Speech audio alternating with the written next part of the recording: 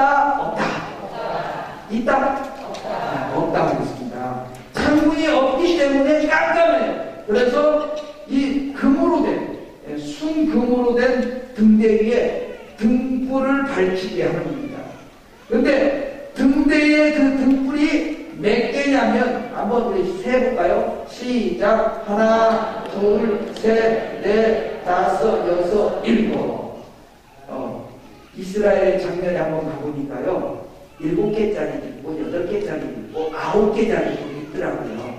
근데 9개짜리는 수전절 때, 등불 절일 때 아마 활용하는 것 같고요. 어쨌든 하나님께서 성경에서 말씀하는 등대는 7 촛대로 되어 있다, 이 말입니다. 그래서 등대에 7개의 등불이 켜있는데, 이 등대는 마음속에 있는 한 기관으로서 양심을 상징해서 뭘 분별하냐면 선과 악을 분별합니다. 무엇이 하나님 기뻐하는 건지, 무엇이 하나님 기뻐하지 않는 건지 분별하는 기능이 있어요. 그래서 예수님께서 마태복음 6장 22절 23절 시작. 눈은 몸의 등불이니 그러므로 내 눈이 상하면 온몸이 밝을 것이요 눈이 나쁘면 온몸이 어두울 것이니 그러므로 내게 있는 빛이 어두우면 그 어둠이 얼마나 하겠느냐. 아멘. 무엇 때문에 7개의 등불을 켜야 하는가? 그것은 우리 사람의 양심에 분별해야 될 죄악의 종류가 7가지라는 거예요. 잠언 26장 25절 함께 공부합니다. 시작. 그 말이 좋을지라도 믿지 말 것은 그 마음에 7가지 가증한 것이 있습니다.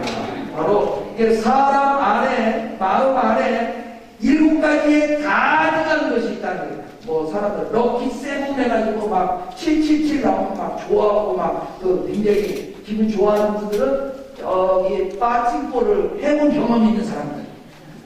아니, 여기서 말하는 실은 그 사람의 심령 속에 뿌리박혀있는 죄의 성질이 7가지라는 거예요. 그래서 이 죄의 성질로 말미암아 이 여러 가지 악심, 악한 행실이 나타나는데 그것을 많이 비춰서 더 악한 행실을 하지 못하고 분별하는 역할이 바로 등대입니다. 그러면 이 성도들이 7등불, 바로 양심을 어떻게 하면 밝힐 수가 있는가? 히브리서 5장 14절입니다. 시작. 단단한 식물은 장성한 자의 것이니 저희는 지각을 사용함으로 연단을 받아 선악을 분별하는 자들입니다. 아멘. 그러니까 이 말씀은 믿음이 어린 사람이 아니라 믿음이 성장한 사람은, 빛에 대한 말씀을 가진 사람은 연단을 받았기 때문에, 많은 연단을 받았기 때문에 양심이 밝아져서 선한 행실인지 악한 행실인지 지극히 작은 선인지 악인지 정확하게 분별할 수 있는 단계에 도달하는 거예요. 이게 믿음이 어린아이가 아니라 장성한 믿음의 소유자가 되어야 된다는 거죠. 그런데 이 등불이 밝혀지는 것은 하루아침에 밝혀지는 것이 아닙니다. 순간적으로 이루어지는 것이 아니라 많은 연단을 받으면서 바로 등불이 밝혀지는 거죠. 하나님께서는 광야 여정을 통해서 양심이 온전히 밝아져요. 여기서 온전하다는 것은 100%입니다. 99%도 안 돼요. 99.9%도 안 돼요. 100% 밝아져야만이 가나안 땅의 천국에 들어가는 거예요. 예외가 없어요. 우리 하나님께서 예외가 없으십니다. 그래서 등대는 밝혀지는 하나님의 음성으로 환하게 밝게 밝혀져야 된다는 것이, 우리 양심이 더 온전히 밝아져야 된다는 것을 가르쳐줍니다. 그 다음에 떡상. 이 성수 안에 떡상은 진설병상, 진설병을 담는 상이다 해서 진설병상이라고 해요. 쉬운 말로 떡상이라고 그렇게 말합니다. 그런데 이 떡상에는 무교병을 12덩이 올려놓는 거예요. 진설은 바로 이 떡상은 마음의 하나의 기관으로 지성을 나타낸다. 지성. 요한복음 4장 34절 함께 공부합니다.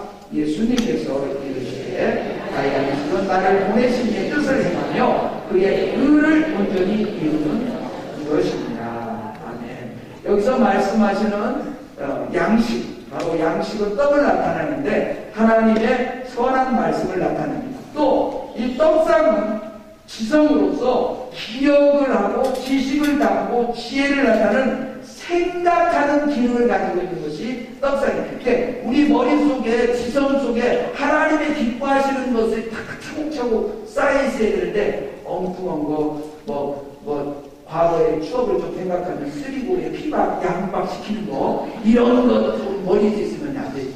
이거 다 걸러내. 더 하나님의 선한 것들을 채워야 돼. 성도들은 이 떡상 위에 떡을 담는 것은 바로 지성 가운데 하나님의 말씀 지식을 담는 거예요. 저희들이 지금 이번에 사경이가 몇 차라고요? 54차. 제 기억에 저는 아마 5차, 6차부터 해서 제가 참여를 했어요. 그때부터 이 말씀을 물론 사람은 바뀌었는데 이 내용은 한 번도 바뀌잖아요. 그 골격은 그대로. 왜 그렇게 똑같은 내용을 왜 1년에 2차례씩 여기다가 와서 하느냐. 저희들이 사명이고 저희들이 순명이고 저희들이 십자가. 그리고 똑같은 내용을 계속 반복하는 것은 안 사니까. 말씀대로 안 사니까. 계속 반복시키는 거예요. 대표적으로 안 사는 사람이 저거든요. 그래서 아까 막 올라오기 전에 어느 목사님들 명기에 부여와 실상을 지도하는 사람은 천국을 한번 입신해 가서 힘있게 기도하고 죄를 지도하는 목사는 지옥에 한번 들어가야 된다. 제가 지옥을 한번 갔다 왔으면 좋겠는데 아직 그런 특권을 못 받아요. 지옥 다녀오신 목사님이 증거할 기회가 있으면 적극 증거할 수 있어요. 어쨌든 떡상에는 유교병을 진설하는 것이 아니라 무교병을 진설해야 된다. 유교병은 뭐냐? 누룩이 들어간 떡, 무교병이 뭐냐? 누룩이 섞이지 않은 순수한 떡을 말해요. 순수한 떡. 마태복음 16장 11절 12절 시작. 어찌 내 말하는 것이 떡에 관함이 아닌 줄을 깨닫지 못하느냐. 오직 바리새인과 사두개인들의 누룩을 주의하라 하시니 그의 제자들이 떡에 누룩이 하며 바리새인들과 사두개인들의 경우를 삼가하고 말씀하신 것을 깨달으노라. 예수님께서 제자들에게 바리새인들의 사두개인의 교훈을 주의하라. 그 누룩이라고 비유해서 말씀하셨거든요. 그래서 누룩은 하나님 말씀을 왜곡하고 또 이익의 재료로 삼는 하나님의 뜻이야 하고 막 밀어붙이는 거 있잖아요. 그게 다 누룩이 섞인 거죠. 외식적이고 유선적이고 성경을 올바르게 가르친 것이 아니라 잘못되게 가르치는 겁니다. 누룩이 그러면 어떤 거냐? 예수님께서 종료주일날 나귀 생기를 타고 예루살렘 성에 입성하신 것은 그때 당시는 마치 지금으로 비교한다면 고급 승용차를 타고 입성하신 거니까 우리 교역자들도 우리도 아주 고급 승용차를 타야 된다 이렇게 주장하는 것은 유교입니다. 그리고 이삭이 야곱 예서를 축복하려고 했는데 야곱이 가르쳤죠. 그런데 이 이삭이 야곱의 축복 기도를 한 것처럼 특별 언급을 드려야 이를테면 축복 기도를 해준다 이렇게 가르치는 것도 유교입니다. 그러면 돈 없는 사람은 축복 기도를 못 받고 이렇게 그것을 가르치고 주장하는 것은 유교병이라는 거죠.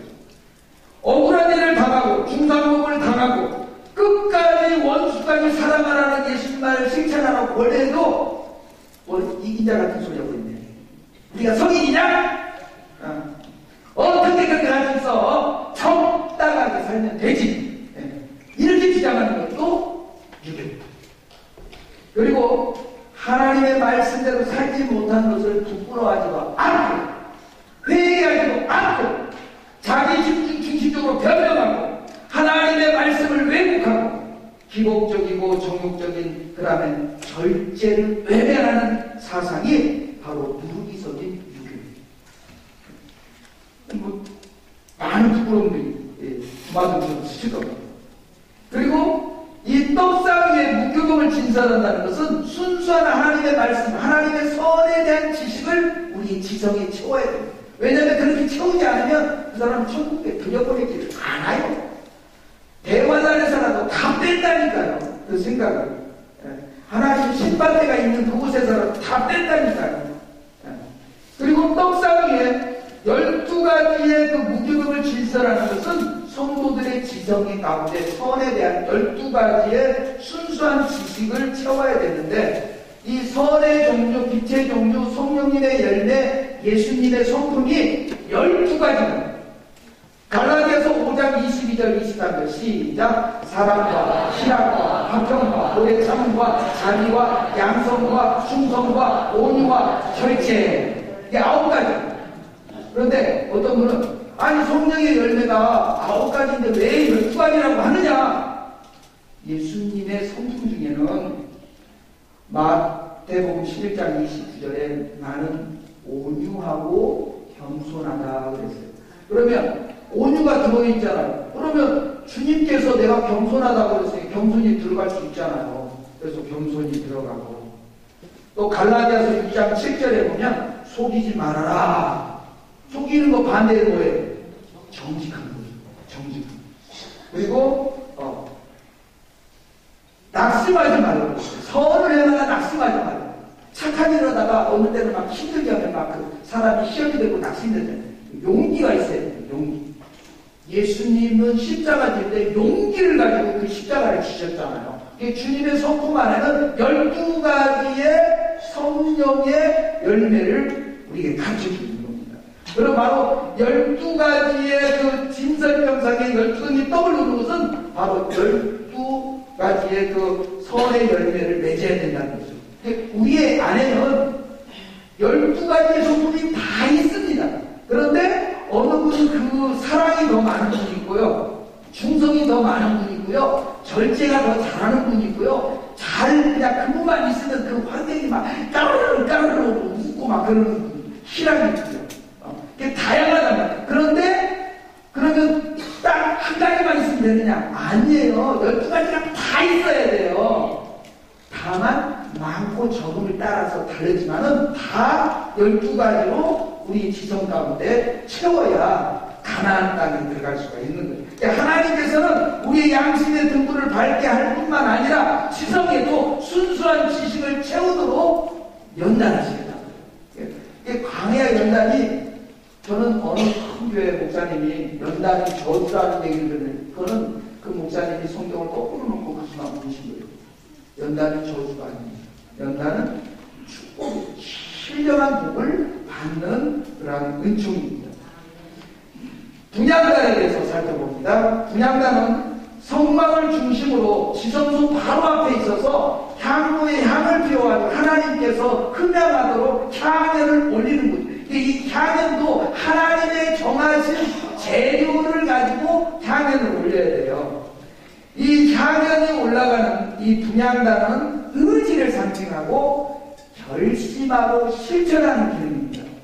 이 분향단은 아무리 양심이 밝아도 또 지성이 순수한 그 지성이 다 뜻의 상을 결심해도 순종하고 실천하지 않으면 헛고생이 됩니다. 순종하고 실천하도록 보는 것이 바로 분향단의 역할이에요. 여기서 향연이 올라갔다. 이것은 우리의 의지가 하나님의 뜻대로 결심하고 기도하고 순종하고 모든 경건의 행위가 하나님 앞에 상달되는 것을 의미합니다. 그리고 우리가 아무리 밝은 양심을 잊고 선의 지식이 가득 차도 순종하고 실천하지 않으면 하나님께서는 흠양할 수 있는 향기가 없으시다는 거예요. 우리가 실천해. 하나님께서 향연을 흠양한다는 것은 성도들이 결심하고 기도하고 순종하고 실천하는 그 모든 것이 하나님의 생명책에 기록됩니다. 아무리 등불을 많이 밝혀도 떡상이 그 12가지 그 순수한 구름 없는 떡을 친설해도 하나님의 생명책이 기록되려면